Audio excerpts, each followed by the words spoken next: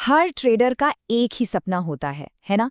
एक perfect strategy, एक ऐसा एनालिसिस जो कभी गलत ना हो। लेकिन चलिए सच का सामना करते हैं। कड़वी हकीकत तो ये है कि ज्यादातर लोग फेल हो जाते हैं। और इसकी वजह वो चार्ट्स में नहीं है।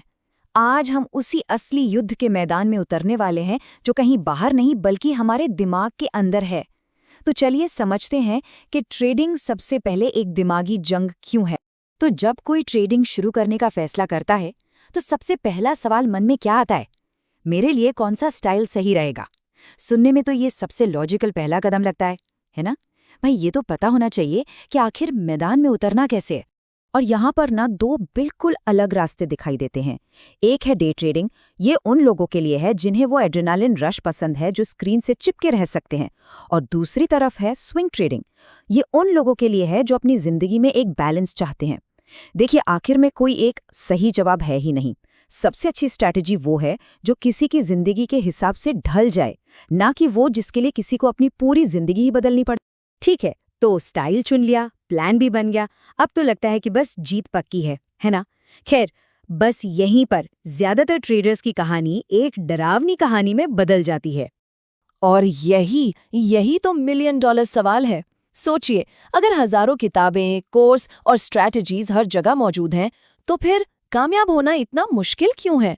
ये जानकारी और असल मुनाफे के बीच इतनी बड़ी खाई आखिर है क्यों? अब जरा इस नंबर पर ध्यान दीजिए, क्योंकि ये चौंकाने वाला है। रिसर्च बताती है कि सिर्फ 1% डे ट्रेडर्स ही लगातार पैसा कमा पाते हैं। सिर्फ 1%। सोचिए जरा, अगर ये सिर्फ स्ट्रैटेजी का खेल होता तो ये नंबर कहीं कहीं ज्यादा होता। साफ है, हम इस पहेली का एक बहुत बड़ा और जरूरी हिस्सा पूरी तरह से नजरअंदाज कर रहे हैं। और बस यही हम आज के इस विश्लेषण के दिल में पहुंचते हैं। सबसे बड़ी रुकावट मार्केट में नहीं है, उसके उतार चढ़ाव में भी नहीं। असली दुश्मन जिसे हराना है वो यहीं अंदर बैठा है। जी हाँ, असली अखाड़ा हमारा अपना दिमाग है। ये एक लाइन ये सब कुछ कह देती है। अब वक्त आ गया है कि हम बाहरी एनालिसिस के जुनून को थोड़ा साइड में रखें और अपनी अंदरूनी महारत पर काम करना शुरू करें। असली जीत या हार वहीं तय होती है। और देखिए, ट्रेडिंग साइकोलॉजी का मतलब सिर्फ भावनाओं पर काबू पाना नहीं है। नहीं, ये इस बात को समझने की कोशिश है कि हमारा लाखों साल पुराना दिमाग इस नए मॉडर्न माहौल में रिएक्ट कैसे करता है। हमारा दिमाग खतरों से बचने और सुरक्षित रहने के लिए बना है, जो कि ट्रेडिंग के लिए जरूरी संभाव्यता वाली सोच के एकदम बिल्कुल उल्टा। ये 4 भावनाएं ये किसी भी ट्रेडर के अकाउंट को तबाह कर सकती हैं। डर कान में फुसफुसाता है, अरे उस परफेक्ट ट्रेड में मत घुसो। लालच चिल्लाता है, और ज्यादा रिस्क लो। और ये दोनों मिलकर सबसे समझदार ट्रेडर से भी एकदम बेतुके फैसले करवा सकते हैं। हर ट्रेडर के दिमाग में ना ये जंग लगातार चलती रहती है। एक तरफ है वो तर्क वाली आवाज जो कहती है प्लान पर टिके रहो, और दूसरी तरफ है वो तेज इमोशनल कहानी सुनाने वाली आवाज जो हर बात में ड्रामा ढूंढ लेती है। एक प्रोफेशनल ट्रेडर इसी कहानी सुनाने वाली आवाज को पहचानना सीख जाता है, पर उसकी बात मानता नहीं। ठीक है, तो दुश्मन की पहचान तो हो गई। अब सवाल ये है कि इससे लड़ें कैसे। चलिए अब थ्योरी से प्रैक्टिस की ओर बढ़ते हैं। एक ऐसा फ्रेमवर्क बनाते हैं जिससे एक बुलेट प्रूफ मेंटल डिसिप्लिन तैयार किया जा सके। ये बात दिमाग में एकदम छप जानी चाहिए। मार्केट में सबसे बड़ी बढ़त कोई सीक्रेट इंडिकेटर या जादुई एल्गोरिदम नहीं है। नहीं, वो है किसी का अपना दिमाग। यही वो औजार है जो विजेताओं को बाकियों से अलग करता है।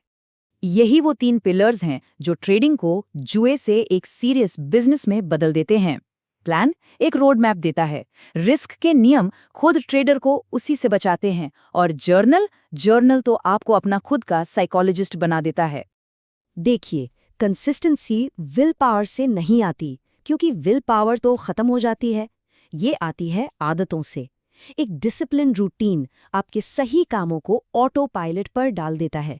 इससे मेंटल एनर्जी उस चीज के लिए बचती है जो असल में मायने रखती है, यानी मार्केट खुला होने पर सही फैसले लेना। तो अगर हम इन सब बातों को एक साथ जोड़कर देखें तो एक प्रोफेशनल की असली बढ़त क्या है, इसका जवाब शायद आपको हैरान कर दे। इस फील्ड के एक लेजेंड मार्क डगलस की लाइन सोने जैसी है, बाजार हमेशा उथल-पुथल भरा और अनप्रिडिक्टेबल रहेगा, है ना? वहां पर स्थिरता खोजना पागलपन है। असली स्थिरता, एकमात्र स्थिरता जिसे कोई कंट्रोल कर सकता है, वो उसके अपने एक्शन और दिमाग में है।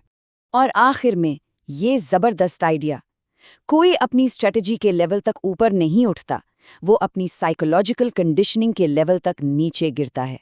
सबसे बेहतरीन ट्रेडिंग प्लान भी प्रेशर में आकर बिखर जाएगा अगर दिमाग ट्रेंड नहीं है।